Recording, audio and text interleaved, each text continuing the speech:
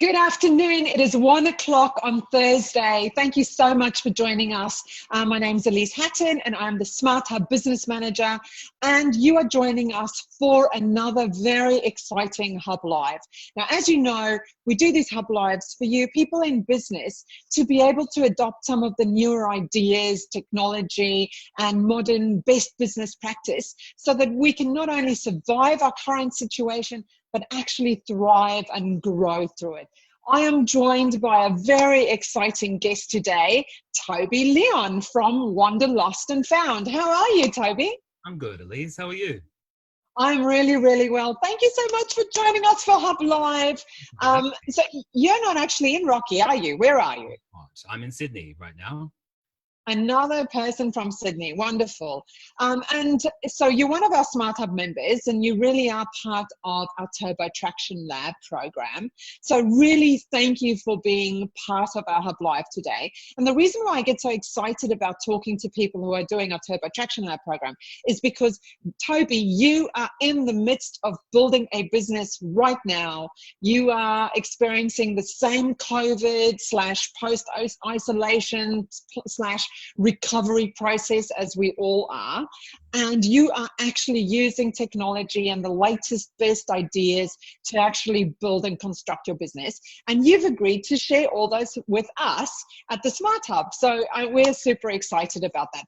Tell us very briefly about Wander Lost and Found. What's the idea and how does it all work?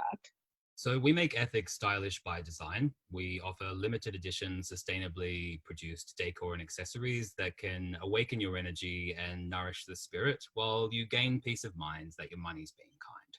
What does that mean? It means that I've really focused on ensuring that all of the products that I sell have gone through a series of checks and balances to make sure that when you look down a production line, everyone's treated fairly, everyone's paid properly, those sorts of things. And also to make sure that the products that I offer are sustainable, which is a really big catch-all term. I'm not going to get too descriptive with it, but there's a lot of gaps in those assessments and the certifications that you see. They only track one part of a product's journey in the process. So I'm trying to connect all of those dots and look at a life cycle. That's really cool. Give me your pitch again. You sell, what I heard the summary is beautiful objects for the home. Yes. Yes. But then you gave us a series of descriptions. So peace of mind and tell us, what does it do for the spirit again? Aha. Okay. So I think one of the things that a lot of us feel when we walk into a space is not very much at all, because there's often not a lot of intention that's actually brought into that space. They're functional, they're fine, they're comfortable.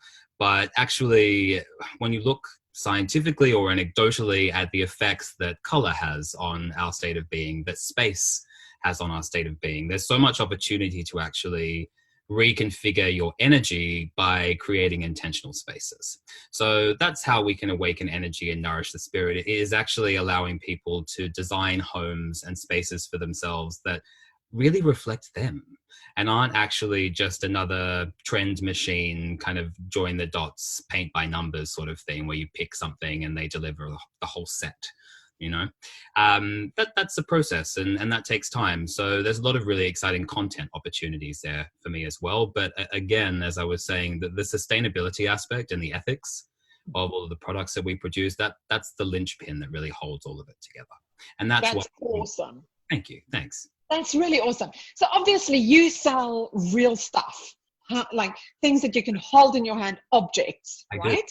I do. And hence why our topic for today is drop shipping. Now, drop shipping is a term that is used quite often in e-commerce. Toby, explain to us, what does drop shipping mean? Okay, so in its most simple form, it's a fulfillment method, right? That means that you actually don't have any inventory or stock of a product. When someone orders that product from your store, it's actually picked, packed, and processed by a third party who is a supplier that you work with that is called a dropshipper, right? So an order drops into their system, they pick it, they pack it, they process it, and they deliver it to your customer with your branding on the package and your branding on the invoice. So that's what it means in its simplest form.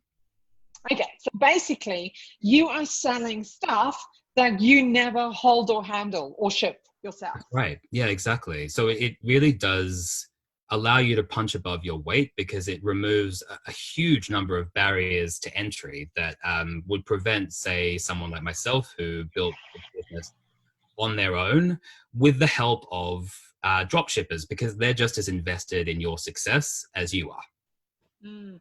And also, if you have to purchase all your inventory up front, then there are a number of risks and also challenges. You have to have the money, you have to have warehouse, you have to have insurance, and then you're also essentially guessing how many whatever you're going to, how many vases or how many cups or how many statues or whatever you're going to sell. Where with drop shipping, all of the risk is removed. Yeah, a huge amount of it is removed. I mean, obviously, any business has risks. Yeah. There's lots of other things that come into play, and I think one of the things that is a misconception about dropshipping maybe is that because all of those barriers are removed, it must be so easy, and people often find that it isn't. But yes, absolutely, it does remove a lot of barriers and allows you more time to concentrate on building a better store and making better experiences for your customers. Okay, awesome. So tell us, how do you do drop shipping and why should you consider? Who's drop shipping for? Let's start there. Who should consider doing drop shipping? That's a really big question, and I'm going to answer it as simply as I can. But let's start by saying dropshipping can be for anyone. But let's look at some applications and we'll kind of get a better sense of who might use it and why they would. So I'm going to take one example of a person that's looking to create a community and store that serves and delights people who are obsessed with camping in style, glampers, right? So if you want to build a store or a community that just focuses on that customer and their experiences, that there's so much opportunity within that, within drop shipping as well, because all of those products will be available from different suppliers. You can curate that space, and the rest is up to you, like any other business, to actually sell that experience through your content strategy, etc. Right? That's one example. Another one could be an artist like myself who might actually have original work that they want created and shipped globally, but they can't afford to hire someone to produce it for them, for example. And they also, like you said, don't want to have a whole bunch of stock sitting in a warehouse that they thought people would like, but it didn't work out that way. This gives them an opportunity as a single solopreneur. They're called a solo entrepreneur. It gives them the opportunity to actually create an entire space and range of products that are all printed on demand. So there's no stock. When someone places an order, their original artwork is then produced and sent out for them. It can also be for people that have businesses where they have products that they actually produce themselves and get made separately, and they want to add diversity to their range. So they might actually work with drop shippers to add in those products. So there's a lot of different applications. It's really just a fulfillment method. So actually there's a million different ways that you can cut it. So basically, you could be a small business in Rockhampton today and have an idea or have a passion for a product and know that there is a market for that product, i.e. there are people who want to purchase that product. And you can essentially set up an online store without actually having the product in your shop. And the moment you sell something online, then you can have a relationship with the supplier and they will send it on your behalf. Exactly. Awesome. Okay, so the suppliers are really important because they basically represent your business. So if people want to do drop shipping, how do they set up these supplier relationships? And give us a bit of an example so that we can step through an example of how someone would go about doing this. Sure. So it is a really developing space, which means that there's new players coming in all the time. I'll just preface everything I'm going to say with that because it's always updating, so it's best to check. But as it stands now, there's really a lot of great options where a lot of that grunt work that you're talking about, the research, development, assessment, etc., of a supplier's capabilities, it's already been done for you because it's not, dropshipping is new, but it's been around for about 5 to 10 years. If you ask certain people, 20 if you ask others, depending on how you define it. Meaning that actually, if you go onto most of these suppliers' websites, they're going to have their own review system that you can take with a grain of salt. You can go to Trustpilot. There's a whole bunch of other places where you can find third-party review sites that give you a Okay, share those resources with us. Where would we go? Because doing your homework is really important, right? The worst thing that you could do is to just trust a third-party supplier to act on your behalf, and they could do the wrong thing, which could really ruin your own business. Right. So where could we go to check that we are dealing with reputable people? Okay, so Trustpilot is always a good option. It's pretty well developed now as well. But actually, what I do is a simple Google search, which is just to start with reviews for this company, right? And what I find there is there's actually all sorts of smaller third-party review sites that are independent, that you can find that are actually niche-based. So there are reviews, third-party review sites for the beauty industry. There's third-party review sites for the decor and accessories industry. There's a whole range of different third-party reviews. I would just say that due diligence is really about how far you want to take it and diversity. Never just rely on one source. Always go to as many as possible. That's always advisable. And if you see nothing but 4-star and 5-star reviews, that's also a bit of an alarm bell as well. So there's a few key things like that I could talk about in more detail. Would that be helpful? Absolutely. I think talk to us about, number one, how to find these suppliers or parties that, and then what do we look for in the reviews to know that it's safe to deal with them, and how then do we set up those agreements? If you could kind of touch on those 3 questions. Okay, so finding the suppliers, I've actually got a great list that I can share, but yes, please. Yeah, great. So essentially what I would do is actually do top 50 dropshippers, top 50 this, or, you know, best that, because there's a whole bunch of lists out there that have already been put together for you. I've actually curated a few lists that I've found really helpful, and I'm going to share them with everyone that's watching as well.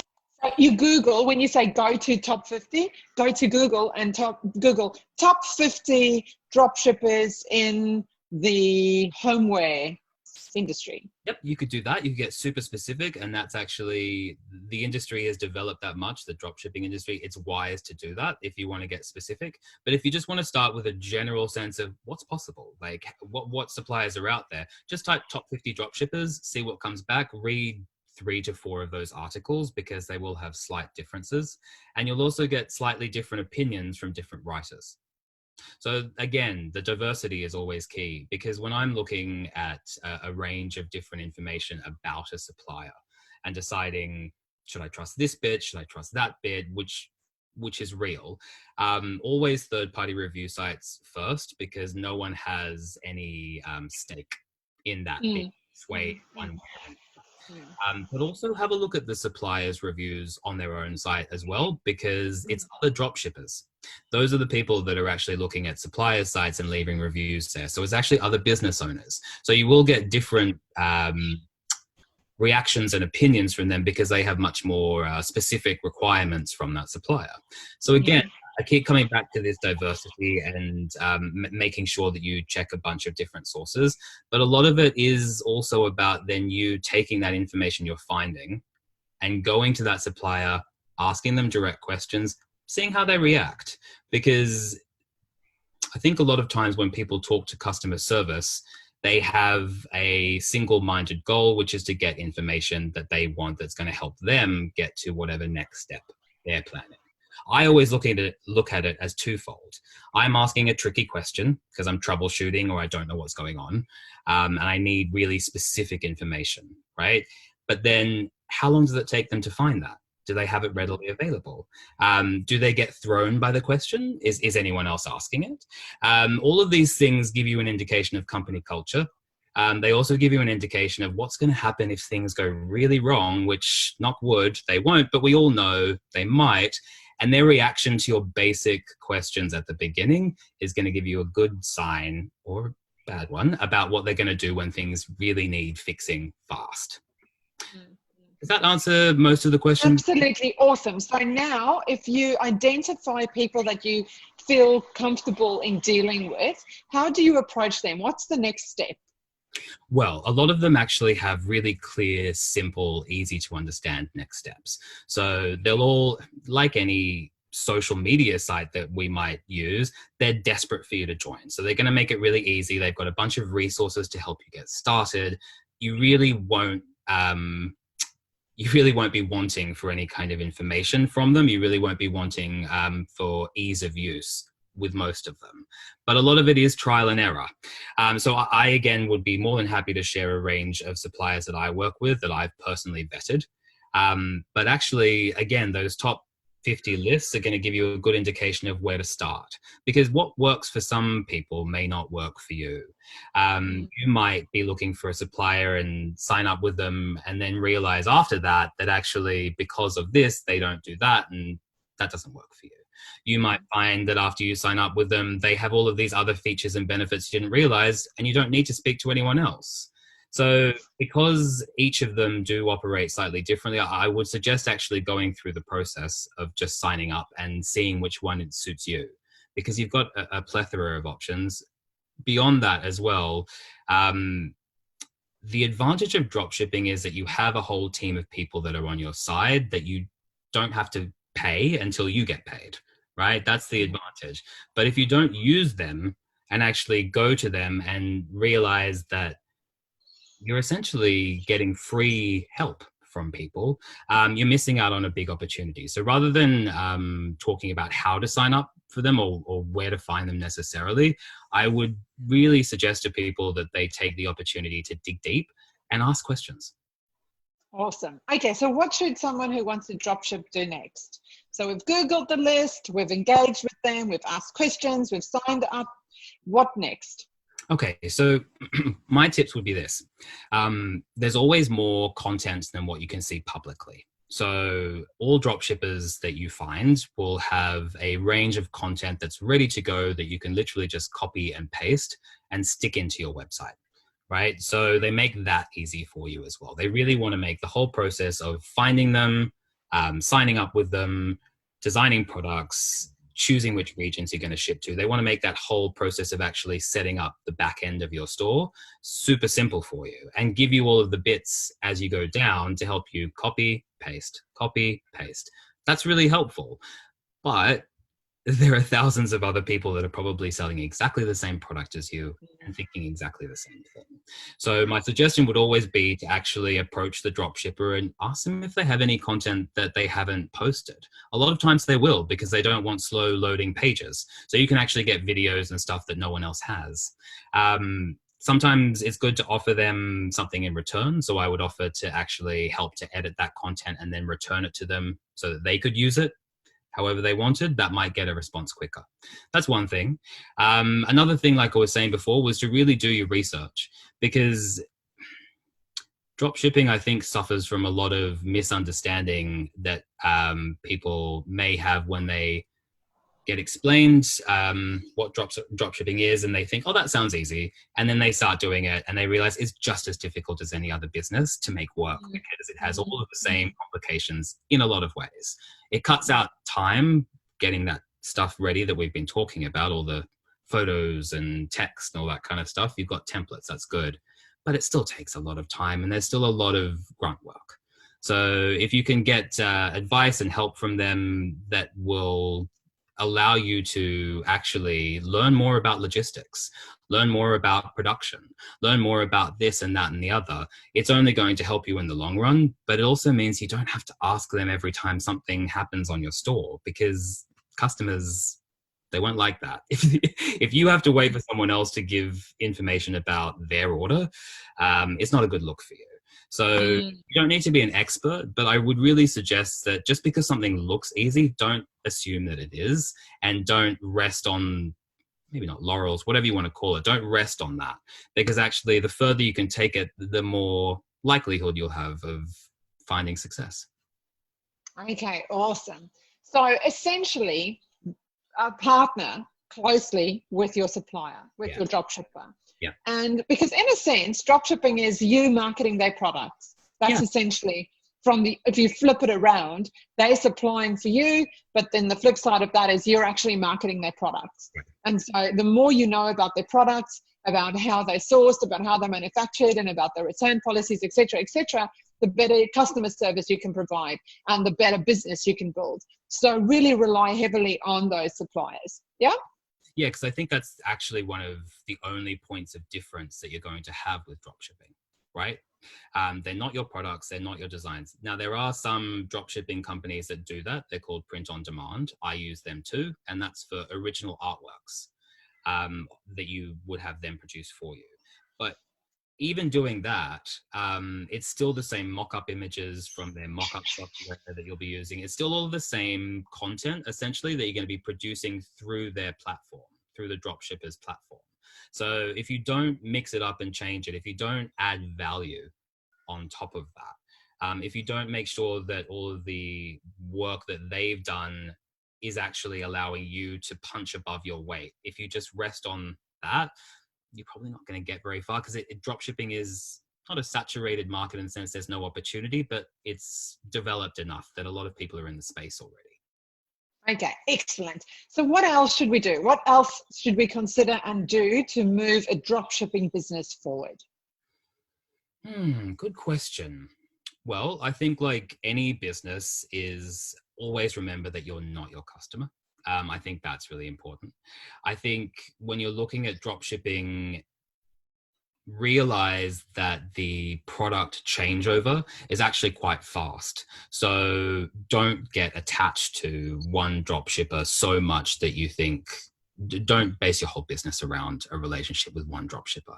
I would strongly recommend against that. In the same way you wouldn't put all of your eggs in one basket, you don't want to have your entire business health check being managed and assessed with this partner that you don't really have much control over.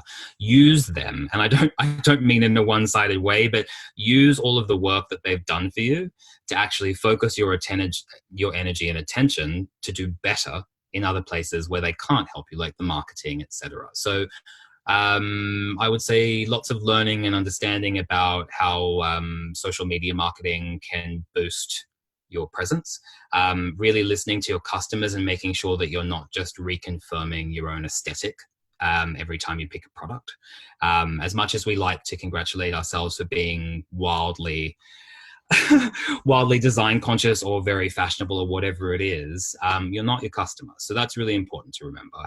And always, I would say, always make sure that you are looking at what other people are doing with the same products as well, because all of the reviews on that dropshipper's site that we talked about before, all the people on Trustpilot, for example, that might be reviewing that dropshipper, it's not too hard to do a little bit of digging around and find their store or find that person online and see what they're doing with exactly the same product, talking to a different audience, because that can only really help you, even if it just reconfirms everything you're doing.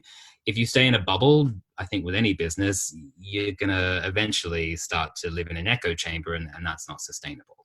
Yeah. So essentially, in a way, dropshipping, after you've set up your dropshipping relationships, dropshipping is a marketing game, right? That's a digital marketing game. It could also be an offline marketing game, but it is a marketing game nonetheless. Yep. So, okay, so let's talk about your store. So I'm guessing a lot of what you sell is product-based. You can have artwork and books and other things drop shipped as well, but let's just go to product. So what is the platform of choice for products listings? For like the e-commerce platform the e-commerce platform. Yes, I should have been more specific. No. Look, I mean, this is the thing, is that there's a lot of different right answers with that these days. The terminology's all gotten very confused, hasn't it? In terms of the actual e-commerce platform, I use Shopify, and I always describe Shopify as a mix between Squarespace and WordPress, in the sense that a lot of it's really easy out of the box. You just flick a switch and magic happens and you have a store. Unfortunately, some of the apps on Shopify aren't as closely monitored by Shopify as they should be, and you need to be really mindful of things that you install to make sure that they don't mess up your code of your theme. Whereas if you look at something like Squarespace, it's much more like an Apple product where it comes right out of the box. You don't need to ask questions about it. It looks amazing. Anyone can use it. it's a little bit more expensive, and it actually doesn't have as much functionality as an Android phone, which is closer to WordPress. If you can code, WordPress is amazing because you can get a really cheap theme and then you can design something yourself and create that. If you need to ask anyone for help to change the text on a button or to move something around on a page, and no shade there because you might have all of these amazing skills in other areas, it's not about that. But if you do have that tech kind of gap in your skills, I wouldn't go for WordPress. I definitely stick with Shopify or Squarespace because it's probably the simplest out of all of them. Okay. I have to say that I think Shopify is a great platform, and I agree. It's probably the best e-commerce platform, especially for products. We did do a HubLive a few weeks ago, maybe 3 or 4 weeks ago now, with Phil Martin, who took us through a screen share step-by-step on how to set up a Shopify store. So if you're interested in Shopify, please just go back and find that HubLive, and it'll take you through the basics of how to not only sign up to Shopify, but also how to add products, etc., so that you can get your Shopify store underway ASAP. And then, as Toby said, as you said, Toby, then you get those product images and product descriptions. You can get them from your supplier, and you could populate your shop. Is that right? Yeah, not only is that right, what's amazing about it is that it often happens automatically. So most of these suppliers, you'll actually do the work, which is essentially just picking products from lists, or actually putting your own image file onto their blank product inside of a mock-up, which then creates a print file for that particular product with that particular design on it that they'll use every time, so it's consistent. But it will also send after that a product mock-up image to your store, and it will send a product description. You can add tags a lot of the time. So it really does, their whole job is to actually make things as easy for you as possible. So they do a really good job of that overall. Awesome. So that brings us to a different kind of tangent, I suppose, to go down. Because if they are willing to put your branding on their products, you need really good branding. Yeah? Yeah. Yep, definitely. Talk to us a little bit about how to think about that branding. Well, I would say the first thing that I always think about with branding personally is that I leave it till the end. Now that is a personal thing. Not everyone works the same way, but I think I found that I spent a lot of time trying to come up with an amazing name for something and to choose colors for something, etc., find the perfect shapes. All of that work still needed to be done. But I've started leaving it till the end. And the reason being is that when you're guided by your gut and you're guided by your customer in a dual kind of bubble, I suppose, as you're making decisions, you're actually going to find a lot of the branding work is done for you by the time you get to the end, because you will have made so many decisions along the way that will weigh into your conversations about branding. For example, the products that you choose are going to have a particular aesthetic. They're going to have particular qualities. They're going to be from probably a particular supplier, region, etc. All of those things start to build a picture of what your brand's about.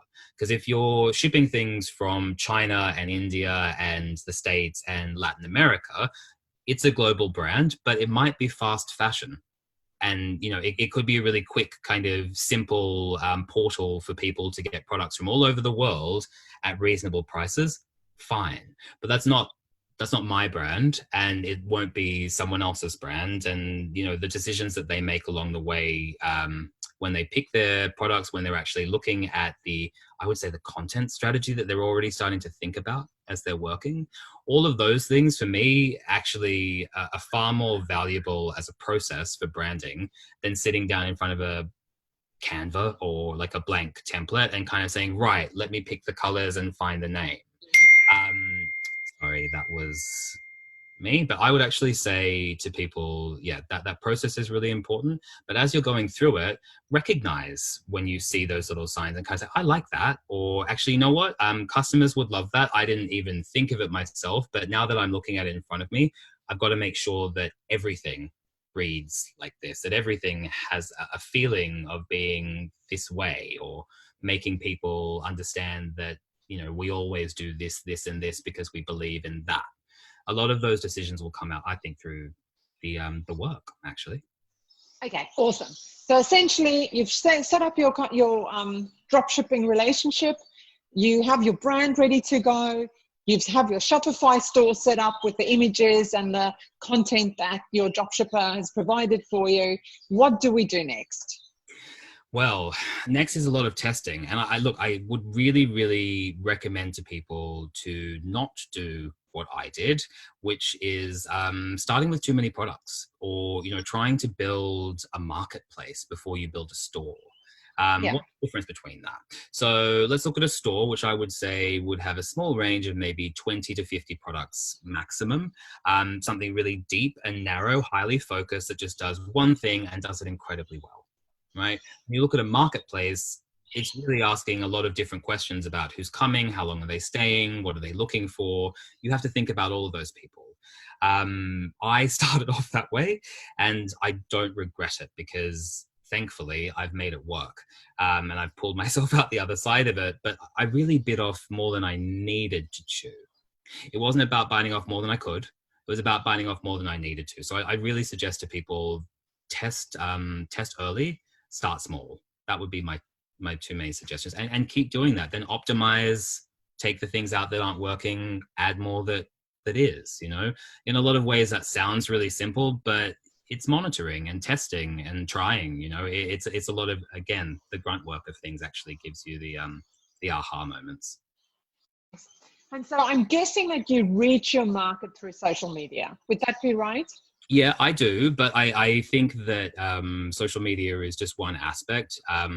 Email is really important as well, because with the programs that are out there now for managing customer relationships, you can really target and tailor conversations that you have with people. I'm also looking at Instagram direct marketing that operates similarly to ActiveCampaign or Keep or Klaviyo, which are all programs that allow you to map and then design and create a customer value journey or a series of nurture sequences. So I'm looking at that for Instagram, which is a really exciting thing to have suddenly become possible. There's stuff changing every day, but again, I would come back to a lot of it coming out through the work. As I work through something, when I know I've got a good idea and I know I've got a minimum viable product because I've asked enough people, I've put it in front of people that aren't just going to tell me nice things because they like me. When I've, tried a few ads and seen, does this work? Does that work? That, like I said before, starting early, testing early, starting small. When you start to gather all of that information, there's no single moment where you suddenly say, oh, okay, I'm just going to create this content plan and strategy that's going to look this way. I actually build it as I go along, because a lot of the time I don't know what it's going to be until I do the work. But at each stage, I'm always making sure, like a bowerbird, to collect and know which parking lot or which section I'm going to put it in. So after all that's said and done, you've already got, in my opinion, you've already got a huge library of content. You already know your customer well. You already know the kinds of things they want to talk to you about. Make sure that you're talking to them about things that they want to hear. And a lot of the time, that's half the battle. Awesome. Okay, so now you're talking to your customer, and I'm guessing that every now and again you're making an offer. You're talking about your products and services and where they're sourced and how you came, how they manufactured, and maybe creating some videos that's engaging. And every now and again you want to lead them to a transaction, right? Mm. How do you do that? How do I lead them to a transaction? Well, I'm actually finding, and this might be a little bit of a tangent, but I'm actually finding that I'm attracting customers that I wasn't prepared for. Not that I'm ill prepared. I just had a different customer avatar in mind. And I'm finding that other people are coming to the store and showing much more interest than the people that I had thought of.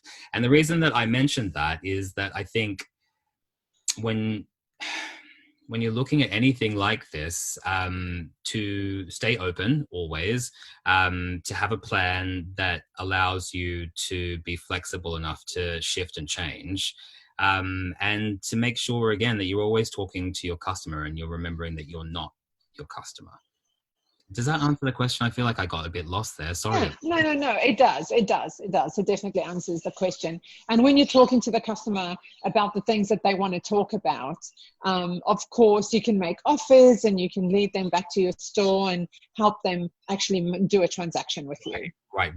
So I think when it comes to actually guiding people to transactions, what I've found to be the most effective is to not start by telling them what they want. That's probably a bit of a turn off, I think, for anyone to be told what they're feeling or how they feel or why they feel that way. Everyone always kind of bristles a bit at that. Definitely don't do that. I also, in my approach generally, start by not talking about sales at all. And talking to people about what they care about. So what I'm doing right now is actually taking all of my previous customers and starting conversations with them to design no junk emails, because we all get so much of that. And I think by engaging them in that conversation, getting them to give me information about very specific things that they're interested in, travel related, food related, all sorts of rich stuff, because they're actually then telling me, I only want to see this from you. What that then tells me is, okay, those are the sales opportunities as well. Because if they're interested in that, I've got 10 products that I could sell to them. But if I'm going to then take that information they've given to me, make projections, and then try and sell them something after that, it still has to relate back to the things that they've told me they want to hear about. So let's just say that they've said they're really interested in travel. And they've also said that they read a lot, and they might journal. I sell journals. So there's all sorts of great opportunities there to have conversations with them about that. But you don't just want to approach them and say, look at these amazing journals. You're interested in journals. They're amazing. There are ways that you can use the information that they've given you to say, how do you use a journal when traveling? What kind of ways can you use a journal on a semi-regular basis as well, so that you can encourage people to start without them objecting in their mind to what you're saying by saying, oh, I'll never do that. I'm never going to maintain that. You have to, I find, when you're trying to get people to buy things, always make sure that you're approaching them in a way that they've asked you to approach them. So never approach them just because you think they might like it. Always make sure that there's two kind of wins or two outcomes. It should be a dual outcome. So it's great that they can journal while they're traveling, but it's also great that they can have a system that they can set up so that they can come back to it occasionally if they want to and not feel pressured to commit to it. There's other things that you can weave in there as well, but if you can tick off all of their concerns while satisfying all of these outcomes, you're much more likely to get them interested in buying something from you. Love it. Are there any, just before we finish up, are there any other practical tips or tricks or technology platforms or anything else that you can share with us about being successful in dropshipping? Yep, I can. So what I would say is get yourself a, if you're going to use more than one supplier, get yourself a good shipping app or plugin, something that allows you to classify your inventory, because even though you're not actually holding physical inventory, you still want to track stock levels. You still want to make sure that what you're saying to your customers on the front end in terms of stock levels matches what's available at the dropshipper. So it's really important to have an inventory management system, even though it doesn't sound like it should be. That's definitely one. So which inventory management system or app will you recommend? I use Advanced Shipping Rules. It's called Advanced Shipping Rules. Pretty sure that they have a WordPress option. It's definitely available on Shopify because that's what I use. Pretty sure they have a WordPress option. Not sure about Wix or Squarespace, but they seem pretty good there. Essentially what it does is actually allows you to say, determine collection by collection, where those products ship to, how much people are charged, if there are any additional questions you need to ask them about how they're going to receive that package, et cetera, et cetera. So it allows you to get very granular with the things that you're selling. Because I think, again, going back to what we were talking about earlier, one of the most important practical bits of advice I could give, I think, is that you are given an opportunity with dropshipping to excel, because all of this stuff has been provided to you already. So actually, so much of that work has been done. Don't rest on your laurels. Don't think that just because that's been done, you don't have to do extra work. Take the extra time to really make something amazing, hopefully. And besides the advanced shipping rules and just really committing to being great, again, I really think the most practical advice I can give you is to learn as much as you possibly can about your suppliers, about their products, about how their shipping systems and processes work, because all of that is readily available to you. So there's really no barrier to you getting across everything. And personally, if you have something specific that you want to know about those products, if there's a specific range of information that you think your customers will need, that applies to me. They want to know where it's made. They want to know who made it. They want to know how many people, they want to know how much that person was paid, as in, were they paid a living wage? Those things aren't advertised on the dropshipper's website. And they're difficult questions to ask sometimes. They don't like being asked those questions. They sometimes think, is it a reporter? Is there someone coming to expose something? It makes people quite scared. So don't be scared because other people are going to be scared. If you need that information, find ways to get it, because there's only one way that you're really going to succeed with dropshipping, and that's by standing out. Nice. Love it. Mr. Toby Leon, thank you so much for joining us for our HubLive this afternoon. Yeah. Wonderful information shared about dropshipping.